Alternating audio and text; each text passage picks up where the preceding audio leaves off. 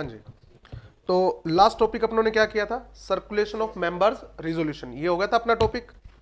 अब बताओ बुक में और क्या क्या बाकी था अपना, फिर आगे बढ़ेंगे। अ, अ, अ, अ, अ,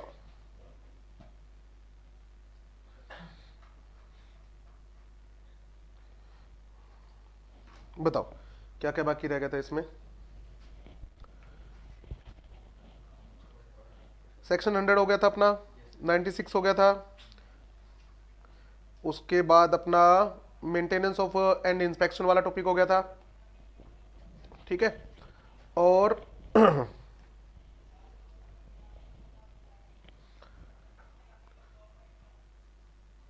मिनट हो गया था, ये बाकी रह गया था 117, ठीक है। Resolution and agreement to be filed with ROC, filed with ROC. जो रिजोल्यूशन आपने पास करे हैं, ठीक है, और कुछ एग्रीमेंट या कॉन्ट्रैक्ट जो कंपनी ने किए हैं, उनकी एक कॉपी किसको जाती है, आरओसी को जाती है, सभी रिजोल्यूशन की नहीं। एसआर की कॉपी हमेशा आरओसी के पास जरूर जाएगी।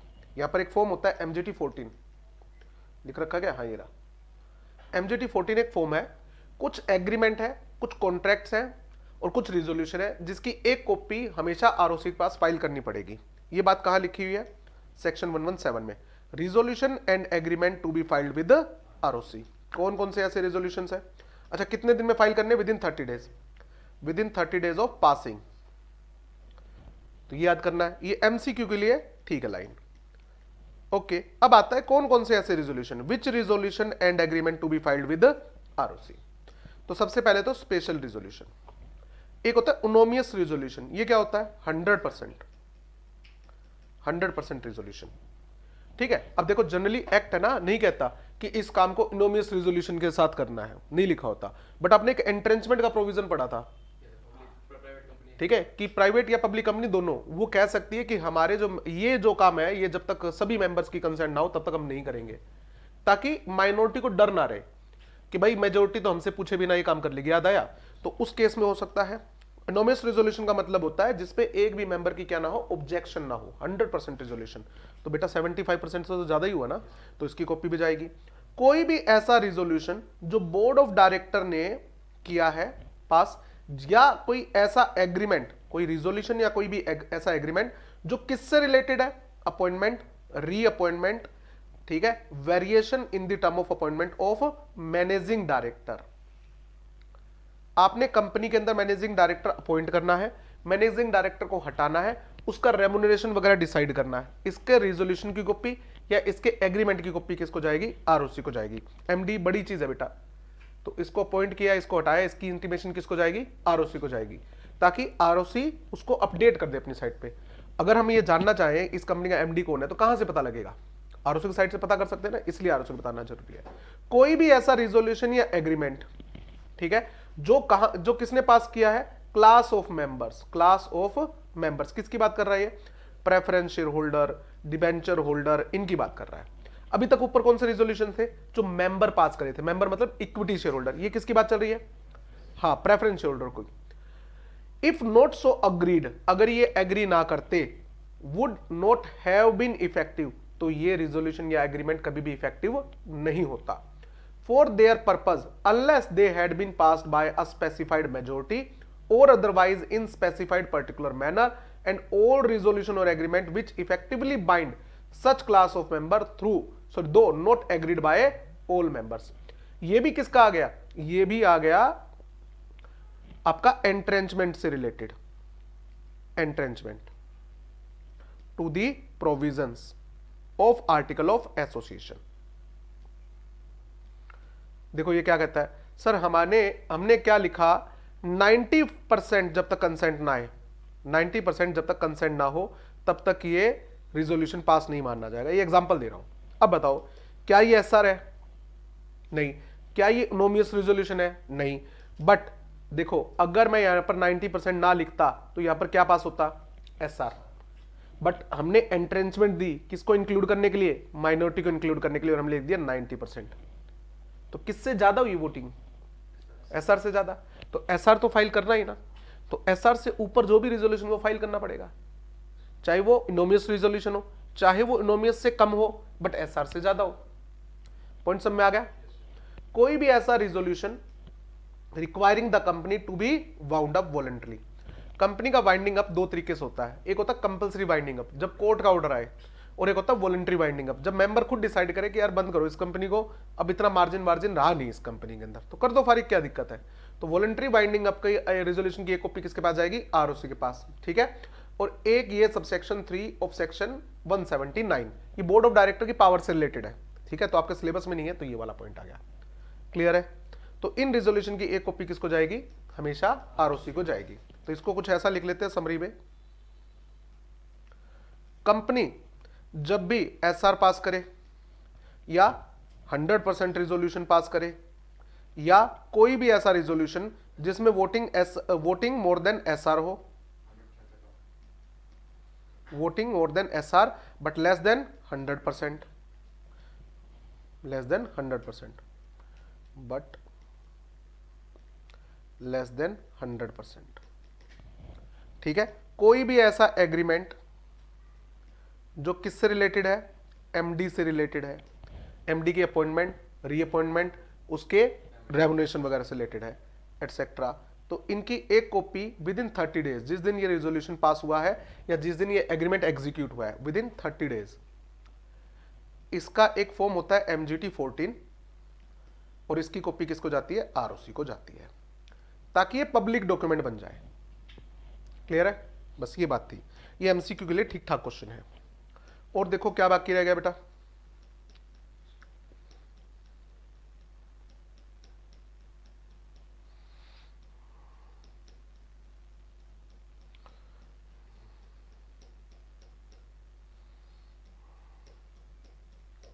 डन है सारा ये। आ जाओ फिर, अब इसके फर्स्ट पार्ट में आ जाओ।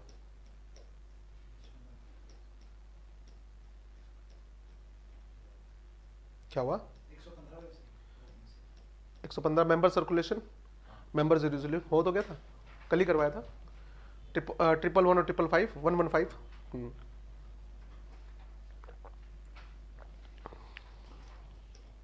मेंबर अपना रिजोल्यूशन दे सकता है और उसको एक्सपेंस जमा करवाने पड़ेंगे, ये सब पॉइंट आए थे ना। अब आ जाते हैं फर्स्ट पार्ट में। फर्स्ट पार्ट में मेजर 2-3 चीजें डिस्कस होने वाली है। सबसे पहली चीज डिस्कस होने वाली रजिस्टर, फिर दूसरी चीज डिस्कस होगी closure of register of member, फिर तीसरी चीज डिस्कस होगी एनुअल रिटर्न, ठीक है। फर्स्ट पार्ट में एक क्वेश्चन आ जाता है, चलो करें स्टार्ट। ये फर्स्ट पार्ट था। फर्स्ट पार्ट, हर कंपनी को रजिस्टर ऑफ मेंबर मेंटेन करना होगा। Every company shall keep and maintain register of member, ठीक है, ओके। डिबेंचर होल्डर का रजिस्टर भी मेंटेन करना पड़ेगा, अगर कंपनी ने डिबेंचर इश्यू कर रखे हैं तो। Register of preference share holder भी मेंटेन करना पड़ेगा, अगर इश्यू कर रखे हैं तो। मैंने ये बात पहली लाइन में क्यों नहीं बोली? क्योंकि सर मेंबर तो होने कंपनी में कंपलसरी है। अच्छा, इक्विटी शेयर होल्डर क्यों नहीं बोला? कंपनी लिमिटेड बाय गारंटी हो तो उसमें शेयर कैपिटल होती ही नहीं, बट मेंबर तो होगा। तो हर कंपनी को रजिस्टर ऑफ मेंबर तो मेंटेन करना पड़ेगा। अगर कंपनी ने डिबेंचर इश्यू कर रखे हैं, प्रेफरेंस शेयर इश्यू कर रखे हैं, तो उनको उनका रजिस्टर भी मेंटेन करना पड़ेगा, ठीक बात है। आगे आओ, कितने टाइम पीरियड में एंट्री करनी है? एमसीक्यू। अच्छा, ये एंट्री क्या हुई अब समझो। आज मैंने किसी कंपनी के शेयर खरीद लिए तो मेरा नाम कंपनी के रजिस्टर मेंबर में आना चाहिए, बिल्कुल आना चाहिए, इसे बोलेंगे एंट्री। किसी को शेयर अलॉट हुए तो अब उसकी रजिस्टर मेंबर में क्या होगी? एंट्री होगी। तुम्हारे पास XYZ कंपनी के शेयर है, तुम्हारी एंट्री रजिस्टर मेंबर में होगी। तुमने अपने शेयर उठा के इसको बेच दिए तो अब 2 एंट्री होगी रजिस्टर मेंबर में। क्या? तुम्हारा नाम हटेगा और इसका नाम लिखा जाएगा, तुम्हारा नाम लिखा जाएगा और तुम्हारा नाम कटेगा, क्लियर है? तो 2 एंट्री होगी। तुमने कंपनी के शेयर के पैसे नहीं पे किए तो कंपनी तुम्हारे शेयर का क्या कर लेगी? फॉरफीचर कर लेगी, तो इसकी भी एंट्री। तुमने अपने शेयर कंपनी के पास सरेंडर कर दिया, भाई साहब मेरे को नहीं चाहिए, रख लो, पैसे नहीं मिलेंगे सरेंडर के केस में, बट मेरे को शेयर नहीं चाहिए, पकड़ो यार, फारिग करो इसको, तो इसकी भी क्या होगी? एंट्री। तो ये 7 दिन के अंदर अंदर होगी, ठीक है। जब बोर्ड ऑफ डायरेक्टर इसे क्या कर दे? अप्रूव कर दे, ठीक है, एंट्री कितने दिन में करनी पड़ेगी, 7 दिन में। इसके ऊपर क्या आता है, MCQ। क्लियर। आगे, ये रजिस्टर रखना कहाँ है, रजिस्टर्ड ऑफिस में। ठीक है, ये है इंपॉर्टेंट प्रैक्टिकल क्वेश्चन के लिए।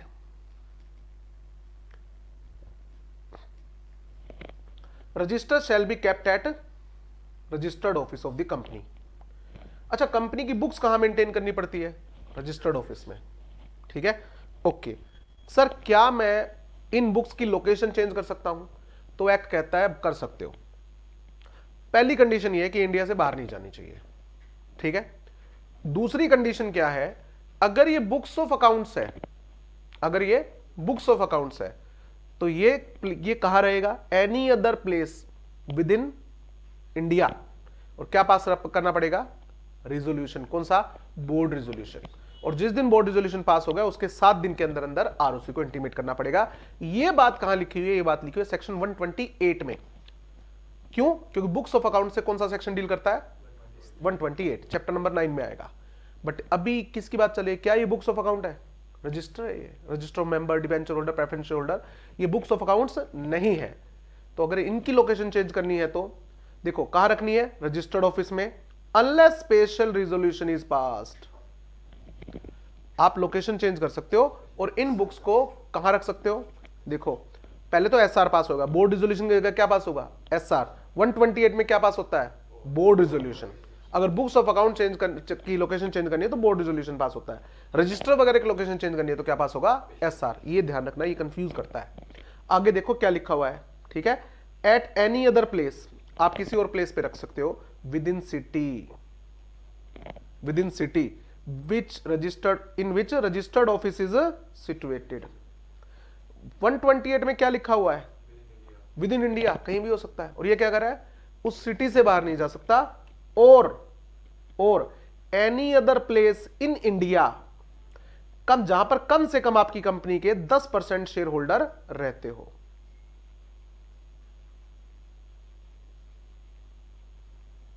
ये है इंपॉर्टेंट।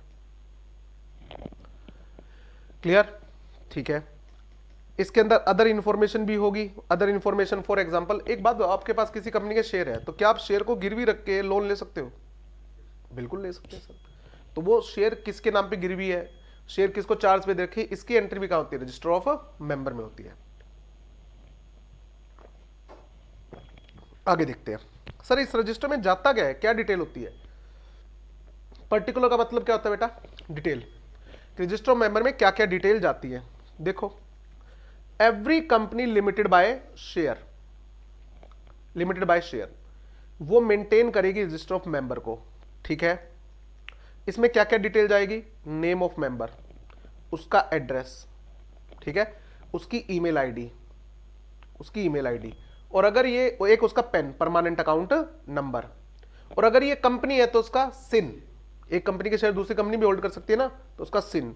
ओके, अगर ये माइनर है, अगर ये माइनर है तो उसके गार्जियन का नाम, इन केस ऑफ माइनर उसके गार्जियन का नाम। एक मिनट, माइनर तो मेंबर हो ही नहीं सकता, बोलो बोलो, अगर फुल्ली पेड अप शेयर है तो हो सकता है, पार्टली पेड अप शेयर का मेंबर माइनर नहीं होना चाहिए, क्योंकि उससे कभी कॉल मंगवाओगे तो वो देने के लिए बाउंड नहीं होगा। ये एक्ट में लिखा हुआ है। किस तारीख को मेंबर बना, किस तारीख को उसकी मेंबरशिप खत्म हुई। ठीक है, amount of guarantee, if any मतलब if company limited by both, if company is limited by both, क्योंकि शेयर भी है ना और गारंटी भी दे रखी है। तो any other interest if any, अगर इसका कंपनी में कोई और इंटरेस्ट है तो, इंटरेस्ट मतलब हिस्सा, जैसे डिवेंचर होल्डर भी है, प्रेफरेंस होल्डर है, तो वो भी डिटेल आ जाएगी। कोई इंस्ट्रक्शन, ठीक है, जैसे कि मुझे नोटिस कहां भेजा जाए, ये चैप्टर नंबर 2 में आया था आपका, कि एक मेंबर जो है ना वो चाहता है कि मेरे को नोटिस है ना इस पर्टिकुलर एड्रेस पर उस पर्टिकुलर मोड से भेजा जाए, तो वो अगर उसने कोई इंस्ट्रक्शन दे रखी है तो वो भी लिख लो यहाँ पर। ठीक है, इसी तरह register of member, debenture holder भी मेंटेन होगा। रजिस्टर ऑफ मेंबर किस में मेंटेन होता है, MGT 1 में, register of debenture holder MGT 2 में। Same, updating the change of status in status of member, member के स्टेटस में अगर कोई चेंज आ गया तो उसको भी अपडेट करना पड़ेगा। एक मिनट, मैं समझा नहीं, मेरे स्टेटस में क्या चेंज आ गया? आप इंसॉल्वेंट हो गए तो आपकी जगह पर कौन आएगा? Official assignee. आप मर गए तो आपकी जगह किसका नाम आएगा? आपके लीगल रिप्रेजेंटेटिव का। आपने शेयर और debenture sorry invest interest claim नहीं किया, डिविडेंड क्लेम नहीं किया, तो पैसा कहां चला जाएगा? सॉरी, शेयर और अमाउंट कहां चली जाएगी? 7 साल बाद investor education and protection fund में ट्रांसफर हो जाती है। पता है ना? ये नहीं पता? डिविडेंड चैप्टर नहीं करा था क्या आपने? अच्छा, आप लेट आए हो। डिविडेंड चैप्टर हो चुका है। अगर आपके पास किसी कंपनी के शेयर है, वो कंपनी डिविडेंड डिक्लेयर करती है और आपने वो डिविडेंड क्लेम नहीं किया, तो इसका मतलब या तो वो बंदा मर चुका है या वो अपने शेयर भूल चुका है। तो क्या वो कंपनी उन शेयर को कैंसिल करके अपने पास रख ले पैसा उसका? नहीं। ये पैसा कहां से, शेयर कहां जाएंगे अलोंग विद डिविडेंड? गवर्नमेंट के अकाउंट में। और गवर्नमेंट के अकाउंट का नाम है investor education and protection fund. 7-8 साल बाद आपको याद आता, भाई यार इस कंपनी के शेयर ले रखे थे। आप कंपनी के पास जाते हो, भाई साहब वो मेरे शेयर थे। कहते सर वो तो हमने गवर्नमेंट के खाते में डाल दिए। कहता मतलब मेरा पैसा डूब गया? कहता नहीं डूबा। आप किससे क्लेम करो? अब गवर्नमेंट से क्लेम करो। ठीक है ना? ये सारा का सारा चैप्टर नंबर 8 में था। बैकअप में लगा लेना, नहीं तो आप कहोगे तो मैं फेस टू फेस भी करवा दूंगा बाद में। और ड्यू टू एनी रीजन, अगर आप मेंबर नहीं रहे किसी भी वजह से, तो उसको क्या करना पड़ेगा? ये इसकी एंट्री डलेगी। कितने दिन में? 7 दिन में। सेम ऐसे इंडेक्स ऑफ मेंबर मेंटेन होता है। अच्छा, इंडेक्स क्या होता है बताओ? अब जैसे मैं आपको कौन चैप्टर नंबर 5 खोलो, तो आप इंडेक्स में जाके देखोगे चैप्टर नंबर 5 जो कौन से पेज से शुरू होता है। ठीक बात है। ये कंपनी का रजिस्टर मेंबर है, इतना मोटा। अच्छा देखो, मोटा क्यों होता है इतना? सोचो। नंबर 1, एक तो कंपनी के मेंबर बहुत सारे हो सकते हैं। दूसरा, ये परमानेंटली मेंटेन करना है भाई। तो कोई कंपनी 100 साल पुरानी है तो वो क्या लगता है कितने रजिस्टर होंगे? नंबर ऑफ रजिस्टर इसके बहुत ज्यादा हो जाएंगे। और एक एक रजिस्टर इतना इतना मोटा। अब है ना, मान लो आपकी कंपनी को बने हुए 30-40 साल हो गए। अब आपके 4-5 रजिस्टर बने हुए इतने मोटे मोटे, register member 1, register member 2, register member 3, register member 4। और आपके पास में एक बंदा आता है और वो कहता है सर मैं अपने शेयर जो है इस बंदे को बेचना चाहता हूं। क्या सर अपना नाम बताओ? Ramesh Kumar son of Suresh Kumar. अब वो 4 रजिस्टर में ढूंढो पहले तो कि इसकी एंट्री कौन से पेज पे है। ठीक बात है ना? क्योंकि अल्फाबेटिकली मेंटेन नहीं होता ना। ठीक है, कोई भी बंदा कभी भी शेयर खरीद सकता है और उसके नाम की अल्फाबेट पता नहीं किससे स्टार्ट होता हो। समझ में आ रहा है? तो ये क्या करते हैं, एक इंडेक्स मेंटेन करते हैं। तो जैसे रमेश ने कहा कि मैं अपने शेयर बेच रहा हूं, कहते 1 मिनट, अब इंडेक्स में देखो रमेश पेज नंबर 122, रजिस्टर खोलो 122 पेज पे आओ। तो आपका नाम कट गया, किसके नाम पे ट्रांसफर कर रहे हो? क्या अमनजीत के नाम पे कर रहा हूं। तो फिर नए पेज खोलो और वहां पर अमनजीत की एंट्री डालो कि आज से अमनजीत हमारा मेंबर हो गया। और इंडेक्स में जाके क्या लिखेंगे? ए के आगे अमनजीत पेज नंबर दिस। तो इंडेक्स मेंटेन कब करना होगा? जब नंबर ऑफ मेंबर क्या हो? ज्यादा हो। और नंबर ऑफ मेंबर ज्यादा ही ना हो तो फिर काहे के लिए मेंटेन करना है? तो देखो, इंडेक्स ऑफ नेम कब मेंटेन करना होता है? जब नंबर ऑफ मेंबर ज्यादा हो। ये मेंटेन नहीं करना अगर मेंबर लेस देन 50 हो। तो 50 मेंबर है तुम्हारी, फिर क्या मेंटेन करना है? नहीं तो मेंटेन करना पड़ेगा। इसमें एमसीक्यू आता है इस चीज से कि इंडेक्स ऑफ मेंबर कब मेंटेन नहीं करना होता। फिर 4 ऑप्शन मिल जाएंगे आपको। क्लियर है? सेम ये पॉइंट अभी थोड़ी देर में करेंगे। इसी में एक सेक्शन आने वाला है बेनिफिशियल ओनरशिप के साथ में, तब करवाऊंगा। ये सब में आ गया। तो देखो समरी क्या बनी। Every company shall maintain register of member. Her company को रजिस्टर ऑफ मेंबर मेंटेन करना है। कंपनी shall maintain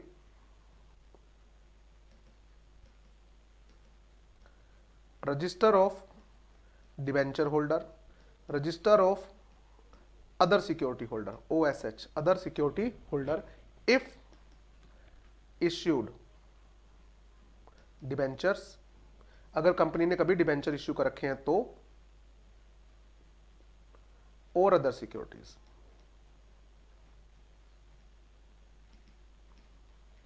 ये बात समझ में आ गई? बोर्ड ऑफ डायरेक्टर जिस दिन एंट्री अप्रूव करेंगे, entry is approved. Entry is approved मतलब एग्जांपल अलॉटमेंट ऑफ शेयर किए हैं, बताओ अलॉटमेंट कौन करता है? Board of director. ट्रांसफर आपने अप्रूव कर दिया, बताओ ट्रांसफर को कौन अप्रूव करता है? सेक्शन 56 में पढ़ा होगा आपने, चैप्टर नंबर 4 में, बोर्ड ऑफ डायरेक्टर। ठीक है, फॉरफीचर किया आपने, अब बताओ फोर फीचर की पावर किसके पास है? बोर्ड ऑफ डायरेक्टर,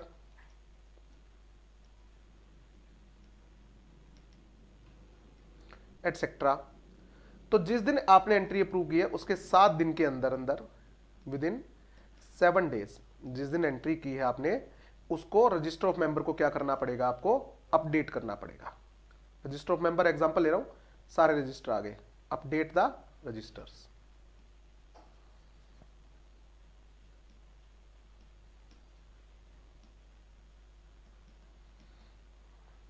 क्लियर है? अब बात आती है कि ये रजिस्टर जो है ये कहां पर रखने होते हैं? To be kept at registered office. ठीक है, ये कहां रखने होते हैं? रजिस्टर्ड ऑफिस में। ठीक है, ओके। अब बात आती है कि क्या ये किसी और लोकेशन पे जा सकता है? तो बच्चे है ना सेक्शन 128 से इसको कंपेयर करने लग जाते हैं। सेक्शन 128 किसका है? बुक्स ऑफ अकाउंट्स का। बुक्स ऑफ अकाउंट्स, हिसाब किताब की बुक्स, डेबिट क्रेडिट वगैरह ये सब चीजें।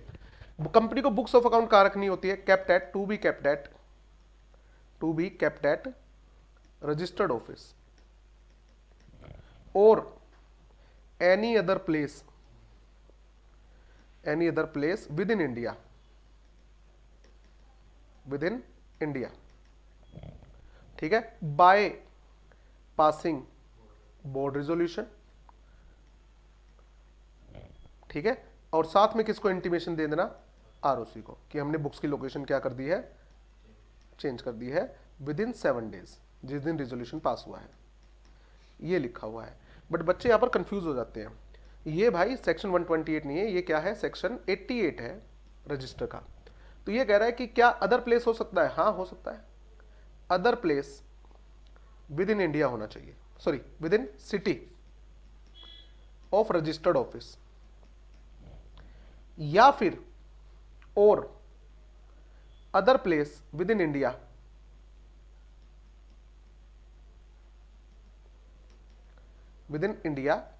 जहां पर where more than 10% members reside.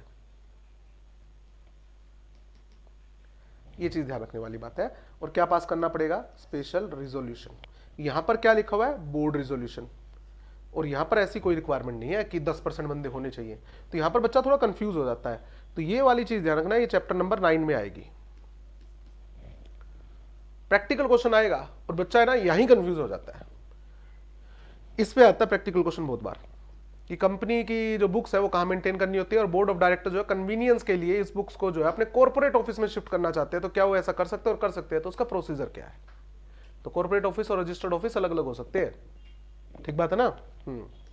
ये बात समझ में आ गई। अच्छा, इंडेक्स कब मेंटेन करना है? इंडेक्स कब मेंटेन करना है? इफ नंबर ऑफ मेंबर्स कम से कम कितने हो? 50 और मोर, तो इंडेक्स मेंटेन करना है। तो लेस देन 50 है तो मेंटेन करने की जरूरत नहीं है। ये समझ होगी, इसमें कोई दिक्कत? आगे आओ। फॉरेन रजिस्टर, नाम से पता लग रहा है ये रजिस्टर कहां है?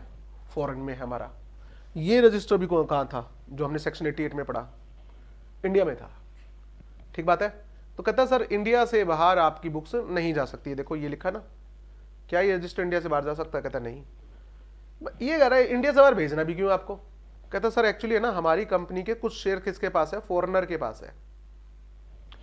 हमारी कंपनी के कुछ शेयर यूएसए में जो सिटीजन है उनके पास है।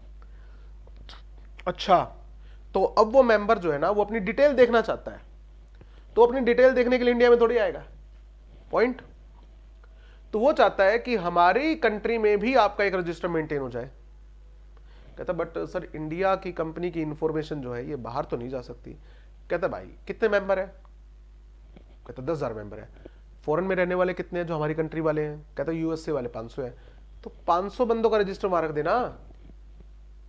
9500 का हमें करना भी क्या है? पॉइंट सब में आया? ठीक है। तो मेंटेनेंस ऑफ फॉरेन रजिस्टर, सबसे पहली बात, फॉरेन रजिस्टर मेंटेन करना कंपलसरी नहीं है इफ ऑथोराइज्ड बाय आर्टिकल। तो it is not mandatory to maintain foreign register, it is mandatory to maintain register of member, वो भी इंडिया में फॉरेन में रजिस्टर मेंबर मेंटेन करने की ऐसी कोई रिक्वायरमेंट नहीं है। हाँ, अगर आपका आर्टिकल अथोराइज करता है कि भाई हमारे नंबर जो मेंबर्स है ना, काफी सारे मेंबर फॉरेन में भी रहते हैं, तो उनकी कन्वीनियंस के लिए हम उनकी कंट्री में भी क्या रखेंगे, एक फॉरेन रजिस्टर रखेंगे। अच्छा चलो एक बात बताओ, हमारे मेंबर जो है वो दो कंट्री में रहते हैं, यूएसए में भी और उसमें यूके में भी, तो क्या यूके में रख दूं दोनों जगह का रजिस्टर, फायदा क्या होगा फिर? ठीक है ना, जिस कंट्री के मेंबर है उस कंपनी का रजिस्टर ऑफ मेंबर वहां रखेंगे। पॉइंट समझ में आया ना? हाँ। If authorise by article keep in any country outside India a part, ध्यान से, पार्ट, फुल नहीं, फुल क्यों नहीं, फुल का करना क्या है उसको, ठीक है, part, a part, part if authorise by article, ठीक है, तो आप इंडिया से बाहर पार्ट भी मेंटेन कर सकते हो, part of register of member, debenture holder और एनी अदर सिक्योरिटी होल्डर, ठीक है। रेजिडेंट इन दैट कंट्री, ये बहुत जरूरी है, ठीक है ना। द रजिस्टर में be referred as foreign register, इसे कहते हैं फॉरेन रजिस्टर, ठीक है। इसकी इंटीमेशन आरओसी को जरूर दे देना कि हमने फॉरेन कंट्री में इस जगह पर फॉरेन रजिस्टर मेंटेन किया है, और जिस दिन आप इसको डिसकंटिन्यू करने का डिसीजन ले लो कि भाई नहीं नहीं बंद करो, क्यों बंद करो, मैंडेटरी थोड़ी है हमारे लिए, झंझट है यार, रखो, उनका ध्यान रखो, वहां पर कहता नहीं नहीं भैया हम नहीं मेंटेन करेंगे, तो इसके बारे में भी तो आरओसी को बता देना। तो अगर register of member, foreign register अगर तुम रखने का डिसाइड करते हो या फॉरेन रजिस्टर को डिसकंटिन्यू करने का डिसाइड करते हो, आरओसी कहता है भाई बस मुझे बता देना कितने दिन में, within 30 days from the date of opening of any foreign register, file with ROC, ठीक है। Notice of situation of office, क्या हुआ मतलब सिचुएशन ऑफ ऑफिस, लोकेशन कहां पड़ा है ये रजिस्टर, ठीक है, ओके। ये इसका फॉर्म एमजीटी 3 होता है, एमजीटी 1 किसका है, रजिस्टर मेंबर डी, और एमजीटी 2 डिबेंचर होल्डर वगैरह का, और ये 3 आ गया, हालांकि फॉर्म अपने को याद नहीं करना, ठीक है। आगे आओ, अगर आप ये ऑफिस चेंज करते हो, any change in situation of such office, ठीक है, तो उसके बारे में भी किसको बता देना, आरओसी को, विद इन 30 डेज। या फिर आपने कहा कि भैया अब तो हम डिसकंटिन्यू कर रहे हैं, तो भाई उसके बारे में बता देना। Register of member, foreign register कहां रखा है उसके बारे में बता देना, बंद कर रहे हो उसके बारे में बता देना, जगह चेंज कर रहे हो उसके बारे में बता देना, बस बता देना, ठीक बात है। It's a part of principal register, principal register का मतलब क्या हुआ, वो फुल रजिस्टर जो इंडिया में मेंटेन हो रहा है, full register maintain in India,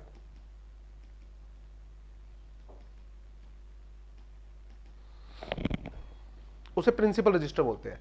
तो प्रिंसिपल रजिस्टर का क्या है, पार्ट है, ओके। सेम फॉर्मेट रहेगा, किसमें क्या क्या डिटेल रखनी है, जो रजिस्टर मेंबर में रखते हैं। Open for inspection, foreign register shall be open to inspection, ठीक है। And it may be closed and extract, इसको बंद किया जा सकता है और इसकी कॉपी भी ली जा सकती है, therefrom copies thereof may be required in the same manner as applicable to principal register. अभी आएगा कि रजिस्टर मेंबर को कोई बंदा अगर देखना चाहे तो देख सकता है, कॉपी लेना चाहे तो कॉपी ले सकता है, 10 रुपए पर पेज की क्या लगेगी, फीस लगेगी, ठीक है ना, वही चीजें आएंगी। ये वाला point, except that advertisement before closing the register shall be inserted at least 2 newspaper circulating the place where the foreign register is kept. ये वाली बात जो है मैं 5 मिनट बाद समझाऊंगा ये लाइन का मतलब क्या है, क्योंकि इस लाइन का लेना देना किससे है, closure of register of member से है। तो closure of register of member समझाऊंगा, उसके बाद इस लाइन पे ऑटोमेटिकली आ जाएंगे, ठीक है। Appropriate authority for rectification, chapter number 4 में एक टॉपिक था, सेक्शन 56 से लेकर सेक्शन 59 तक का प्रोविजन था, किस चीज का था, transfer and transmission of shares and rectification of register member. Section 56 में प्रोसीजर दे रखा था ट्रांसफर एंड ट्रांसमिशन का। फिर उसके बाद कंपनी ने अगर मना कर दिया कि ट्रांसफर नहीं कर सकते और उसके पीछे अपील करनी है आपको, तो अपील करने का भी सेक्शन था वहां पर। फिर एक पॉइंट क्या था, rectification of register of member. मेरा नाम है गौरव बंसल, पूरा नाम क्या है, गौरव बंसल। नाम की स्पेलिंग मेरी क्या है, GORAV, जबकि ज्यादातर बंदे क्या लिखते हैं, GAURAV लिखते हैं। तो मेरे नाम की स्पेलिंग क्या है, GORAV है, ठीक है। मैंने किसी कंपनी के शेयर खरीदे तो कंपनी के रजिस्टर ऑफ मेंबर में मेरा नाम जाएगा, बिल्कुल जाएगा। मैंने रजिस्टर ऑफ मेंबर को इंस्पेक्ट किया कि मेरा नाम सही ढंग से लिख रखा है नहीं लिख रखा, और मैंने नोट किया वहां पर मेरे नाम की स्पेलिंग क्या लिख रखी है, GAURAV। कोई फर्क पड़ता है क्या, कोई फर्क पड़ता है, GAURAV GORAV, बताओ बताओ बताओ, अभी तो नहीं पड़ेगा, जानते हो फर्क क्या पड़ेगा? जब शेयर कोई क्लेम करने जाए, जब कंपनी बंद होने वाली हो, तो लिक्विडेटर है ना, इस छोटी छोटी पॉइंट पे आ जाता है कि सर आप प्रूव करो, आप गौरव बंसल हो। मैंने कहा ये देखो मेरा आधार कार्ड, ये मेरा पैन कार्ड। कहते सर इस पे तो GORAV लिख रखा है, इस पे GAURAV लिखा हुआ है। अब इस केस में क्या देना पड़ता है? एफिडेविट देने पड़ते हैं, डिक्लेरेशन देनी पड़ती है कि भाई ये GORAV वाला गौरव भी मैं ही हूं और GAURA गौरव वाला भी मैं ही हूं। तभी कहते हैं ना कि आपका नाम हर डॉक्यूमेंट पे क्या होना चाहिए? सेम होना चाहिए, नहीं तो बाद में पड़ जाते पंगे। आजकल तो सारा ही काम ऑनलाइन है, तो ऑनलाइन वाले तो क्या करें, कंप्यूटर मैच करके दिखाया, no this is not Gaurav Bansal, this is Gaurav Bansal, वो तो रिजेक्ट मार देगा। चलो ये तो बहुत छोटी बात हो गई। मेरा नाम लिख रखा गौरव अग्रवाल रजिस्टर मेंबर में। मैं कहता हूं भाई साहब ये क्यों लिख दिया? बोला भाई साहब सारे बनिए एक ही तो होते हैं, सारे अग्रवाल ही तो होते हैं। मैं भाई साहब ये लिक्विडेटर आ गया तो उसको कौन समझाएगा? चलो ये भी मान लिया, लिक्विडेटर को समझा दूंगा भाई साहब मैं ही अग्रवाल हूं, मैं ही बंसल हूं। कहता ठीक है यार, सारे अगर बंसल एक से ही होते हैं। मेरे नाम लिख रखा गौरव कुमार, अब पंगे नहीं पड़ जाएंगे? गौरी कुमार, अब तो बिल्कुल ही पंगे पड़ जाएंगे। हो सकता है ना कि रजिस्टर मेंबर में टाइप करते हुए उससे एक आधा अल्फाबेट नहीं लिखा गया, हो सकता है ना। अच्छा जब आपका रजिस्टर वो आएगा, COP आएगी, आपकी मेंबरशिप सर्टिफिकेट आएगा CA बनने के बाद, उसमें आपका नाम आता है, वहां पर नाम में गड़बड़ हुई तो कल है, इतनी मुश्किल से CA करी, आपने वो लगा दिया बोर्ड पे, आप पड़ोसी आ कहते हैं आपका छोरा बन गया CA जी। कहता हाँ बन गया। कहता दिखाइयो, कहीं लगाओ CO ये मेंबरशिप सर्टिफिकेट, इस पे तो इसका नाम ही कौन लिख रहे हो? अब कैसे बताओगे ICA से गलती होगी? चलो बताओ, ICI से तुम्हारी डिग्री आ गई, ठीक है, मेंबरशिप सर्टिफिकेट आ गया, उस पर तुम्हारा नाम गलत लिखा हुआ है, पूरा नहीं लिख रखा, गलत लिख रखा है, तुम क्या कहोगे? पढ़ा रहने दे, क्या करोगे? रेक्टिफिकेशन के लिए जाएंगे भाई, वहां पर प्रोसीजर दे रखा है, rectification of register of member. तो उसमें हम क्या करते हैं? NCLT को अपील करते हैं कि कंपनी के रजिस्टर में अंदर एरर है, ठीक है, और NCLT कंपनी को ऑर्डर देगी कि ये रजिस्टर क्या करो, अपडेट करो, और जिस दिन ऑर्डर आ गया उसके 10 दिन के अंदर अंदर वो रजिस्टर क्या होना चाहिए? अपडेट होना चाहिए। ये बात वहां लिखी हुई है। अब ये कहता है फॉरेन में एक बंदा रहता है मिस्टर जेमी स्मिथ, उसने जाके देखा, उसने कि रजिस्टर मेंबर में मेरा नाम जेमी स्मिथ की जगह जिम स्मिथ लिखा हुआ है। अब वो रजिस्टर को क्या करवाना चाहता है? रेक्टिफाई। बताओ कैसे करें? Sir you have to file an appeal with the NCLT। Where is this NCLT? In India. अब मतलब मैं USA से इंडिया हूं अपील फाइल करने के लिए, बताओ। कहता नहीं भाई आपको जरूरत नहीं है। If foreign register is kept, अगर आपने फॉरेन रजिस्टर रखा हुआ है, the decision of appropriate competent authority in this regard to rectification of register member shall be binding. Appropriate competent authority, अब ये अदर देन NCLT होता है। जब भी कंपनी फॉरेन रजिस्टर मेंटेन करेगी तो साथ में ये भी डायरेक्शन देगी कि अगर आपको इस रजिस्टर को रेक्टिफाई करवाना है तो आपकी कंपनी कंट्री में हु इज कंपिटेंट अथॉरिटी, जहां पर आप अपील फाइल करवा के ये रजिस्टर ठीक करवा सकते हो, तो जगह देनी पड़ेगी। अदर देन NCLT होगा, अदर देन NCLT। कि भाई मैं अपील फाइल करने का हूं, इंडिया में आऊं? कहता नहीं, तो फॉरेन में किसके पास जाना है मुझे अपील फाइल करने के लिए? उस बंदे का नाम बताओ। बट एक बात बताओ, क्या NCLT जैसी अथॉरिटी सिर्फ इंडिया में है क्या? इंडिया से बाहर नहीं होती होगी? तो उसको अपॉइंट कर देंगे ना हम, ठीक है ना। उसके बाद क्या आया? Entry after approved by board of director. Entry कब जाएगी इनमें?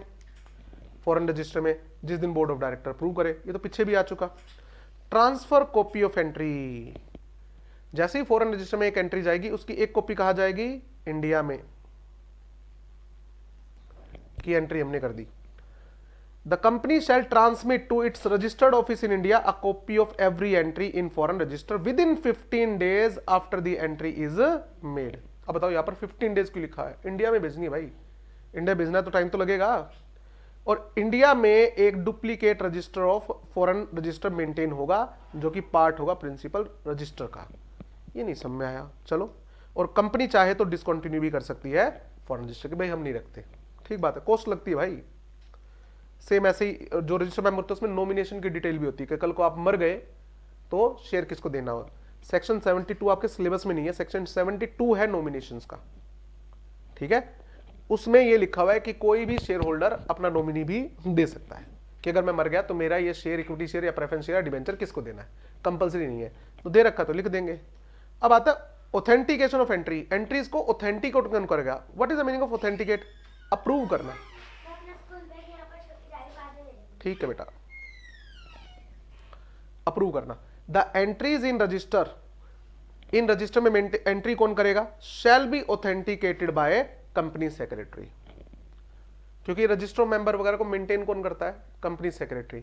बट सर हर कंपनी में कंपनी सेक्रेटरी होना कंपलसरी नहीं है।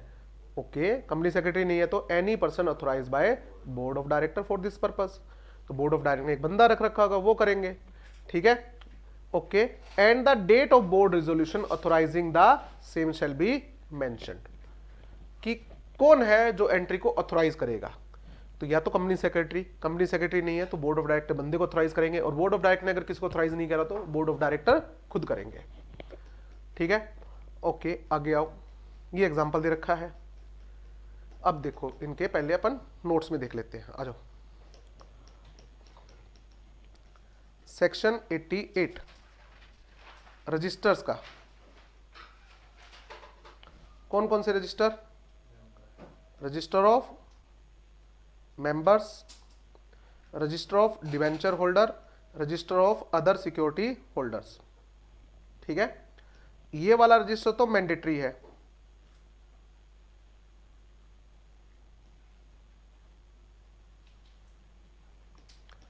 ठीक है। ये वाला रजिस्टर कब मेंटेन करना है? इफ कंपनी इश्यूड डिवेंचर्स या अदर सिक्योरिटीज। ठीक है, ओके। ये रजिस्टर कहां रखने हैं? केप्ट एट रजिस्टर्ड ऑफिस और any other place within city of registered office और other place within India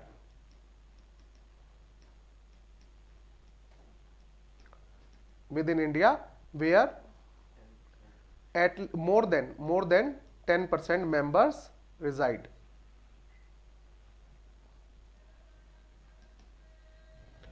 ठीक है, और क्या पास करना पड़ेगा इन दोनों केसेस में? स्पेशल रिजोल्यूशन पास करना पड़ेगा।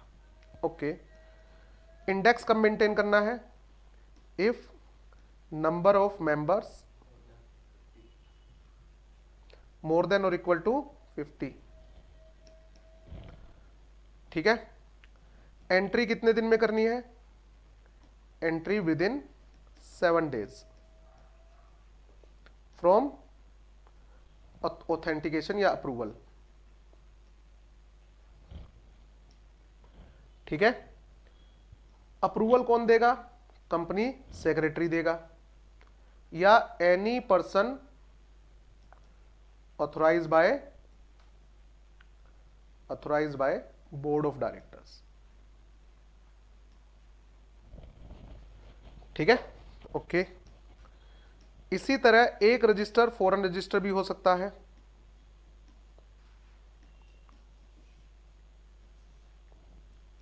सबसे पहले नोट मैंडेटरी, ये रखना मैंडेटरी नहीं है, तो मैं क्यों रखूंगा?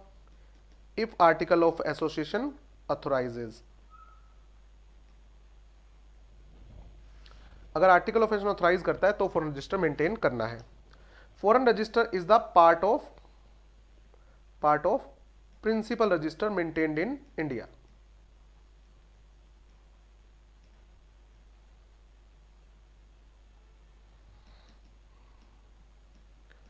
इन इंडिया फॉरेन रजिस्टर में जो भी एंट्री होगी उस एंट्री की एक कॉपी कहां भेजनी है? इंडिया में। Copy to registered office in India. कितने दिन में? Within 14 days।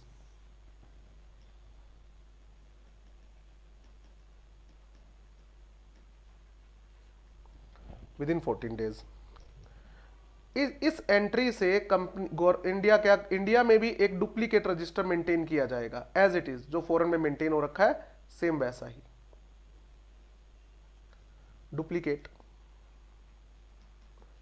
Duplicate foreign register in India. इसको साथ के साथ अपडेट कर देंगे। ये फॉरेन रजिस्टर कहां है? प्लेस इसकी इंटीमेशन किसको जाएगी? इंटीमेशन टू आरओसी कि हमने फॉरेन के अंदर रजिस्टर मेंटेन किया है और इस जगह पर मेंटेन किया है। अगर कंपनी चेंज करती है, चेंज इन प्लेस, या कंपनी डिसकंटिन्यू करती है, क्योंकि कंपलसरी तो था ही नहीं ना इसको मेंटेन करना, कंपनी अगर डिसाइड करती है हम इसको डिसकंटिन्यू करेंगे, तो इसकी इंटीमेशन भी किसको जाएगी? आरओसी को। दोनों ही केस में टाइम लिमिट कितनी है? With in 30 days.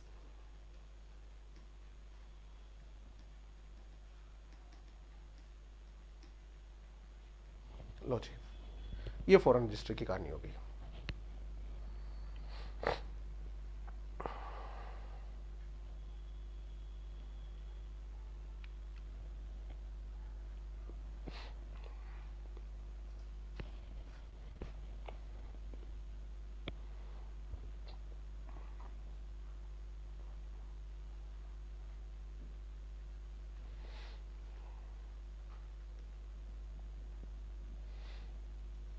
डन है।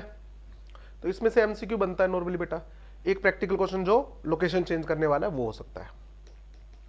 आगे आओ। अब जो सबसे इंपॉर्टेंट टॉपिक है इसमें है वो है closure, closure of register of member. हाँ, ये एक इंपॉर्टेंट बनता है।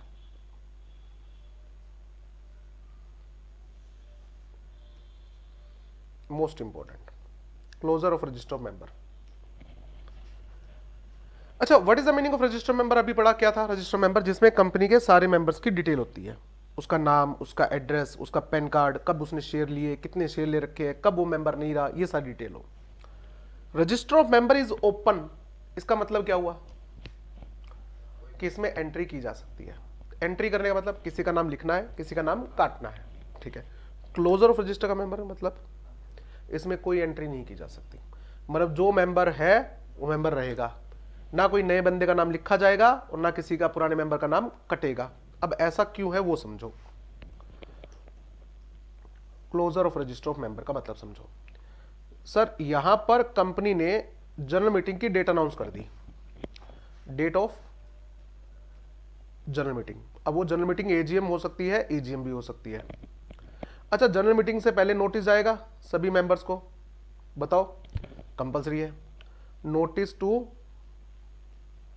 ऑल मेंबर्स जाएगा, कहां पढ़ा ये? सेक्शन 101 में पढ़ा। कंपलसरी है ना, at least 21 clear days before, at least 21 clear days before दी जनरल मीटिंग। याद आ गया? ओके। अगर कंपनी ने एक भी मेंबर को नोटिस नहीं भेजा तो मीटिंग इनवैलिड हो जाएगी। हाँ, अगर कंपनी ये प्रूव कर दे कि this mistake was not deliberate, it was accidental, तो कंपनी शायद बच जाए। बट ये प्रूव भी किसको करना पड़ेगा? कंपनी को प्रूव करना पड़ेगा। Onus on the company. Clear? अब देखो, कंपनी के डायरेक्टर ने सभी मेंबर्स को नोटिस भेज दिया। क्लियर? ठीक है। थोड़े दिन बाद है ना, एक बंदा आया कि सर ये शेयर मुझे बेचने हैं, इस बंदे को बेचने हैं, तो मेरा नाम काट दो, इसका लिख दो। डायरेक्टर कहता है ठीक है, तो डायरेक्टर ने उसका नाम काट दिया, नए बंदे का लिख दिया। अब मेंबर कौन है? बट पुराने मेंबर को तो नोटिस आ चुका। अब वो मीटिंग में आ गया तो रिकॉर्ड के हिसाब से जिस दिन हमने नोटिस भेजा मेंबर कौन है वो है, पंगा पड़ेगा नहीं पड़ेगा। और अब मेंबर कौन है जनरल मीटिंग से जस्ट पहले? वो नया बंदा। वो कहे भाई साहब मैं मीटिंग अटेंड करूंगा। पंगे हो सकते हैं ना? हाँ, पंगे तो हो सकते हैं। तो अगर इस पंगे के बीच में एक भी बंदे को नोटिस देना रह गया तो मीटिंग क्या हो जाएगी? इनवैलिड। तो ये कह रहा है कि इस टाइम पीरियड के दौरान अगर किसी ने ट्रांसफर की डेट डाल दी तो, ट्रांसफर और ट्रांसमिशन की एप्लीकेशन डाल दी तो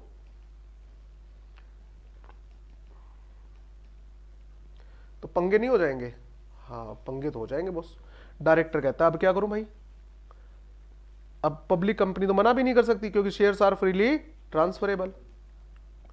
ये बोर्ड ऑफ डायरेक्टर्स ये टेंशन में कहते भाई क्या करेंगे अगर एप्लीकेशन आ गई तो, है ना? तो यहां पर एक सॉल्यूशन इनको क्या दिया गया? Closure of register of member.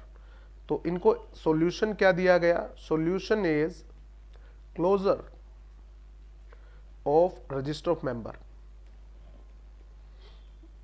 ये बोर्ड ऑफ डायरेक्टर बोलते हैं भाई ये क्या है, ये क्या है,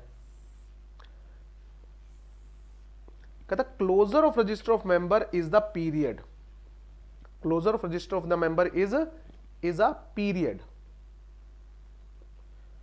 ये पूछ रहा है closure of register of member का मतलब क्या है, कहते हैं एक पीरियड है during which company can lawfully, जिस दौरान कंपनी लॉफुली रिफ्यूज कर सकती है, refuse to accept the transfer and transmission application.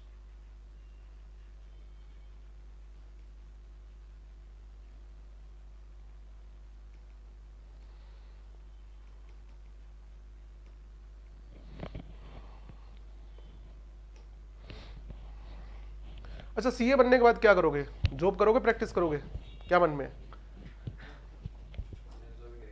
Job करोगे, तेरा भी मन जॉब का है, चलो। अच्छा, जॉब के अंदर पूरा साल तुम्हें लगता है सेम काम रहेगा या फिर क्लोजिंग के टाइम पे कुछ ज्यादा प्रेशर रहेगा? क्लोजिंग का मतलब 31 मार्च के बाद, महीना भी छोड़ दो, 31 मार्च के बाद फाइनेंशियल स्टेटमेंट बनेगी भाई, फिर फाइनेंशियल स्टेटमेंट बनानी है, फिर ऑडिटर आएगा, ऑडिटर आगे तुमसे क्वेश्चनिंग करेगा, भाई ये फाइनेंशियल स्टेटमेंट तुमने ये एंट्री कैसे डाल दी, ये एंट्री कैसे डाल दी। बेटा जब सीए बनोगे ना, ऐश है, ठीक है। स्टार्टिंग में तुम्हें हो सकता है कि एक साल लगे, स्ट्रगल किस चीज का, क्योंकि अब पहली बार जॉब करोगे, पहले जॉब थोड़ी कर रखी है, आर्टिकलशिप कर रखी है। आर्टिकलशिप में क्या होता है, तुम्हारे ऊपर इतना प्रेशर नहीं होता क्योंकि सारा बर्डन किसका है, सीए का है। अब जॉब करोगे तो थोड़ा सा बर्डन फील होगा, काम नया कर रहा हूँ, ध्यान से करना है, गलती होगी तो कहीं जॉब से ना निकाल दे, अच्छा काम करूंगा तो प्रमोशन मिलेगा, सैलरी अच्छी मिलेगी, तो स्टार्टिंग में थोड़ा सा बर्डन फील होता है, ठीक है ना। ओके, जब आपकी जॉब हो जाती है 3-4 साल पुरानी, भैया राज्य हो, फिर आप अच्छा काम कर रहे हो, कंपनी के बड़े मैनेजर लेवल पे वाले बंदे भी आपसे खुश है कि लड़का अच्छा है, और सीए के नीचे काम करने वाले बंदे होते हैं, तुम्हें सिर्फ उनको क्या करना, ऑब्जर्व करना है कि वो ढंग से काम कर रहे हैं नहीं कर रहे, तुम्हारा काम साइनिंग वाला रह जाता है। तो मुझे बताओ तुम्हारे पर मेन प्रेशर कब आएगा, क्लोजिंग के टाइम पे। तो तुम्हें अगर छुट्टी चाहिए ना मैनेजर से कि सर मेरे को घूमने जाना है, छुट्टी ले ले बेटा, बट अगर तुम क्लोजिंग टाइम में छुट्टी मांगो, क्या कर रहा है बेटा, तो काम तो तेरे को संभालना भी है, इसी काम के लिए तो 3-4 साल खिलाया पिलाया तो बड़ा करा है, पॉइंट समझ में आ रहा है। ओके, अब तुम्हारी शादी हो रही है फिक्स, ठीक है, लड़की तुम्हें पसंद है, तुमने भी हाँ कर दी घर वालों को। अब पंडित जी आए और पंडित जी आगे कहते हैं कि हाँ भाई शादी की डेट फिक्स हो गई है 12 अप्रैल। कहता है दिमाग खराब है क्या बे, सीए हूं मैं, तेरे को कुंडली देख के पता नहीं लग रहा किस बंदे के लाइफ में राजयोग है, सीए हूं मैं। आप बताओ 12 अप्रैल की डेट पे क्यों कूद के पड़े, ईयर एंड का टाइम है भाई साहब, अभी ये शादी वादी है ना, ये मत छेड़ो, समझ में आया। अब सेम यही चीज बोर्ड ऑफ डायरेक्टर के पास अब आया कोई एप्लीकेशन लेके ट्रांसफर एंड ट्रांसमिशन, तो बोर्ड ऑफ डायरेक्टर क्या कहेंगे, अभी जाओ भैया, क्यों, एजीएम होने दो या जनरल मीटिंग ईजीएम होने दो, उसके बाद आना, ये सारा तामझाम उसके बाद, क्योंकि अगर मैंने रजिस्टर में एंट्री कर दी, वो पुराना मेंबर गया, तेरी एंट्री होगी, फिर उसको नोटिस देना नहीं है, तेरे को नोटिस दोबारा देना है, पंगे हो जाएगा भैया, नहीं। तो ये वो लॉफुल पीरियड है, lawfully refuse. Normally board of director can not refuse to accept the transfer and transmission application, नहीं तो उनके ऊपर क्या चली जाएगी, अपील चली जाएगी एनसीएलटी के अंदर कि कैसे मना कर रहा है भाई। अब यहां पर क्या है, आपके पास लीगल राइट है। अच्छा, ये पीरियड कितना है, ये पीरियड कितना है, मैक्सिमम कितना, 45 days, maximum 45 days in a year,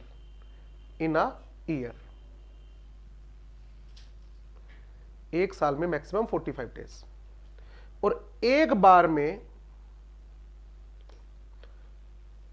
में maximum 30 days in a time. ये लाइन जो है, ये है एमसीक्यू के लिए मोस्ट इंपॉर्टेंट। अब इसके ऊपर एमसीक्यू कैसे आ सकता है समझो, कंपनी एक जनरल मीटिंग तो करनी कंपलसरी है, एजीएम ईजीएम उस पर डिपेंड करता है कितनी भी हो सकता है। तो मान लीजिए कंपनी ने 3 बार रजिस्टर क्लोज करे, first closure of register of member,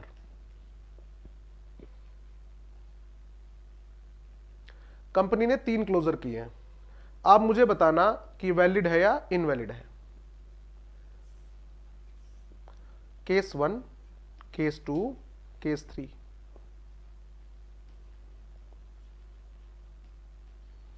पहला क्लोजर 20 दिन का, दूसरा क्लोजर जो है वो किया 30 दिन का,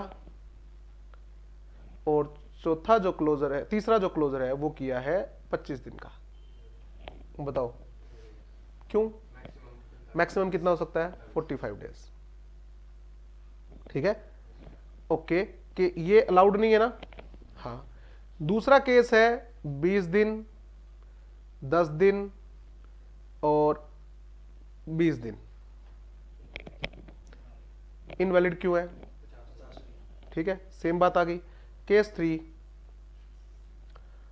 15 दिन, 20 दिन, 5 दिन, वैलिड है। अच्छा, 35 दिन, 5 दिन, 5 दिन, वैलिड है इनवैलिड? इनवैलिड क्यों? यहां पर ये गड़बड़ हो गई, यहां पर एग्रीगेट में गड़बड़ हो गई। ठीक है, यहां पर एग्रीगेट में गड़बड़ हो गई, यहां पर ये सही है बॉस। तो समझ में आ गया, एक बार में 30 दिन से ज्यादा नहीं हो सकता, और टोटल मिला के साल में 45 दिन से ज्यादा क्लोज नहीं कर सकते। समझ में आ गई बात? ओके, आगे देखो ये क्या लिखा हुआ है। अब ये एक मेंबर है, वो गया बोर्ड ऑफ डायरेक्टर के पास एप्लीकेशन लेके, सर ये शेयर ट्रांसफर करना। ठीक है, कंपनी कहती है सरप्राइज, रजिस्टर मेंबर तो क्लोज है। अब आप कहते हो मैं इतनी दूर से आया एप्लीकेशन लेके, ये बात पहले बता देता। बेटा आप एक चीज बताओ, देखो आप आए क्लास पढ़ने के लिए और मैं कहूँ आज छुट्टी है, तुम गालियां निकालोगे नहीं निकालोगे? तो सर पहले बता देते यार, घर ही चले जाते। आए हैं फिर ये, सही बात है ना? एक मैं आपको पहले ही इन्फॉर्म कर दूं भाई आज छुट्टी है, तो गालियां निकालोगे? तब तो नहीं निकालोगे ना। हाँ, तो यहां पर ये कहता है कि जब भी रजिस्टर क्लोज करोगे ना, तो अखबार में छापनी पड़ती है कम से कम 14 दिन में पहले। ठीक है, पब्लिश इन न्यूज़पेपर।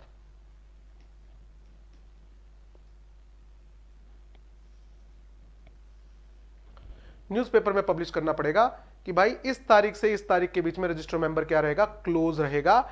जिसको एप्लीकेशन देनी है अभी दे दो।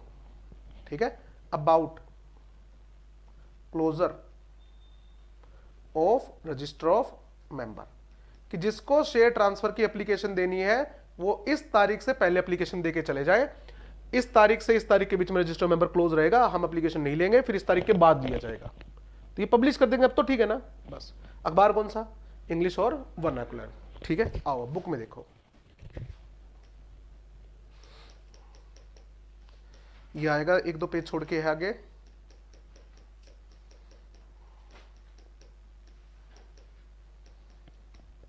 हाँ ये वाला इंपॉर्टेंट मार्क करो इसे। अकॉर्डिंग टू सेक्शन 91 क्या कहता है? कंपनी में close register of member, debenture holder etcetera. मैं एक बार रजिस्टर मेंबर पकड़ के चलता हूं। ठीक है, और कम से कम कितने दिन पहले नोटिस देना पड़ेगा? बाय 14 डेज नोटिस और lesser period as specified by SEBI. Listed company case में लगभग 3 दिन पहले बता दो, चल जाएगा काम। ठीक है, ओके, क्या लिखा हुआ देखो, a company closing register of member, ठीक है, शैल give at least 7 days previous notice. ठीक है, और अगर कंपनी लिस्टेड कंपनी है तो, लिस्टेड कंपनी है तो फिर सेबी स्पेसिफाई करेगी। और बाय एडवर्टीजमेंट, एडवर्टीजमेंट पब्लिश करनी पड़ेगी at least once in vernacular newspaper. ठीक है, और एक कौन सा? एंड दूसरा इंग्लिश न्यूज़पेपर। ठीक बात है। It is important to note that the private company has been exempted from issuing public notice. क्यों भाई? प्राइवेट कंपनी के जो शेयर्स है वो फ्रीली ट्रांसफरेबल होते ही नहीं, तो उसमें तो इतनी ट्रांसफर एप्लीकेशन वैसे ही नहीं आती। ट्रांसफर एप्लीकेशन ज्यादा कहां आती होगी? हाँ, provided it issues 7 days notice to is member before affecting closure of register member. आपको न्यूज़पेपर में छापने की जरूरत नहीं, आप सिर्फ किसको भेज दो नोटिस? अपने मेंबर्स को पर्सनली भेज दो। नंबर ऑफ मेंबर ज्यादा तो होते नहीं प्राइवेट कंपनी में।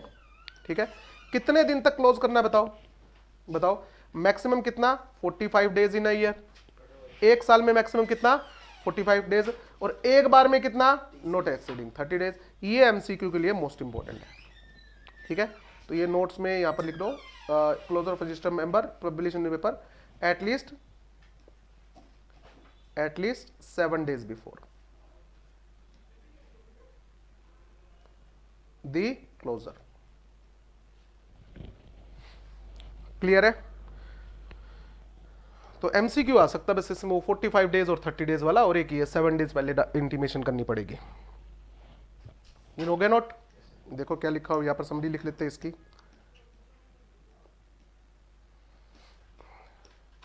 कंपनी में क्लोज रजिस्टर ऑफ मेंबर, ठीक है, कितने दिन के लिए? Maximum 45 days in a year, एक साल में 45 days, maximum 30 days in a time, एक बार में 30 डेज, दोनों रिक्वायरमेंट पूरी होनी चाहिए, ठीक है। पब्लिश कर देना, पब्लिश इन न्यूज़पेपर, ठीक है, एटलीस्ट 7 डेज बिफोर, कि 7 दिन बाद क्लोजर स्टार्ट हो जाएगा जी, जिसको एप्लीकेशन देनी है इन 7 दिन में दे दो।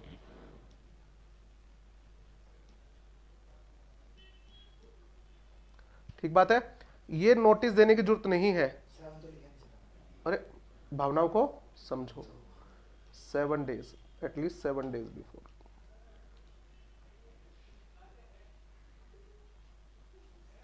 ठीक है, पब्लिश करने की जरूरत नहीं है प्राइवेट कंपनी को।